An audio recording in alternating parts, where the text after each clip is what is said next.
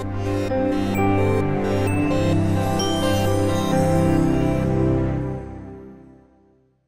and welcome to this video on boosting your employability.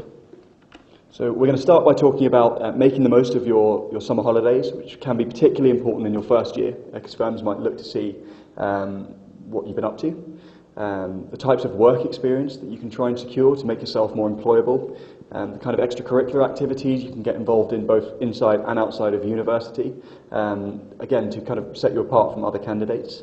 The positions of responsibility you can take to help develop your skill set, which in turn can help convince firms that you'd be able to be an effective employee for them. The kind of reading and research you should start at an early stage in order to, again, make sure you're as employable as possible when you reach the interview and the internship stage. I'm going to talk to you a bit about networking and how it can be incredibly important and also how to do that. And then we'll recommend some additional resources to check out after this video. So, making the most of holidays.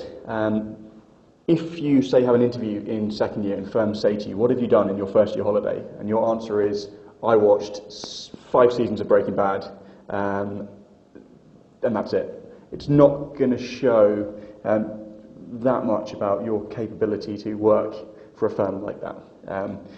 What you've done in your first year summer can really give a good character insight, your passions, your interests, your drive and determination, your desire to experience different cultures, your ability to take the initiative, the fact that you are the kind of person that wants to get up and do interesting things. It can also show whether you've been able to develop yourself. Loads of skills you can take from doing something interesting in your summer. Some of them are listed here, but confidence, adaptability. So what to do? So I think we've got a broad range of experiences on this panel of some of the things people did in their summer right the way through the past few years. So I guess, should we just take it in turns? Yeah, sure. So one of the things I did was, before university, was I went and got... Sorry, a bit further down. Sorry. Before university, I went and got legal work experience, which wasn't the easiest because I had no contacts. But what I did was went on Google, searched all the solicitors firms in my local town, and was just persistent in ringing up and trying to get some work experience, which eventually I did. And then the summer after that, first year of university, I didn't have a part-time job at that time. I'd left that before I went to university. So I actually trained to become a referee, which is sort of quite a different thing to do. But again, it's just an excuse. It just shows that there's no excuse for not doing anything with your summer. And so I trained to be a referee, which sort of taught me how to act under pressure and work with other people. So again, I think it just sort of, there's no excuse for not doing anything during your summer. So one of the things I did this summer, just before coming to university, I did something called Camp America, which is where you go to a summer camp in America. Looks like in the movie Parent Trap, if you've seen that. Spend 9 weeks. I taught horseback riding, and then during the days you also kind of overall responsible for 120 girls between the age of 7 and 16, which, if that doesn't show commitment and sense of responsibility, I don't know what does. I've also done a study program called Study India, which I did the summer after my first year of university, which again, I knew there were no kind of internships available to me in the sector I wanted to work in, so I thought this was a good way to show that I had an interest in kind of international work and exploring new places. So this study program I was sent out to Mumbai and for five weeks, I think, and got to go to different workshops, presentations, study kind of sessions in a university locally, and it was a really good experience to draw skills from as well. I got together with 15 or so other students from the university in my first year and helped set up and pioneer a new trip to teach and volunteer at a school for disabled children in India. Obviously the experience was hugely beneficial, and I got to relate it back to a lot of the interviews I spoke about. And I think the key thing that Jake mentioned is that you have to do something, and you don't necessarily have to know what career path you're going to choose, but there's no excuse for not doing anything, and you should do something, and you'll find that when you do things you enjoy and do things you're passionate about, you'll be able to draw a lot more out of them, and you'll be able to explain to interviewers or on application forms what exactly you did and why you did it.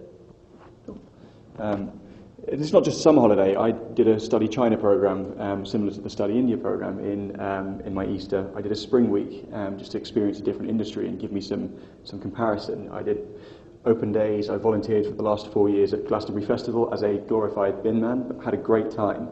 And the last 2 summers I've travelled, whether it's after internships or just when I have the time.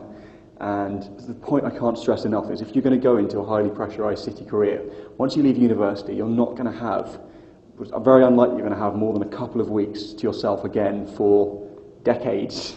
Might sound a bit scary, but it's probably true. So if you have an opportunity to have 6, 8, 10 weeks, and you've managed to work for the first half of the summer and raise some money or earn some money on an internship, grab that opportunity with both hands and do something you really enjoy. Travelling was great fun. I didn't travel because I wanted something to talk about with firms. I did it because I was interested in the experience. It just so happened, so were the firms that I interviewed at. So make sure you do something that interests you, whether it's teaching horseback riding or refereeing football games, whatever it may be, but just do something. So how you can find out about this, some of these opportunities. So Frida mentioned Study India and Study China. You can Google those terms. The programs, to our knowledge, are still running. They're running through different universities, but they're open to, I think, any student at a UK university.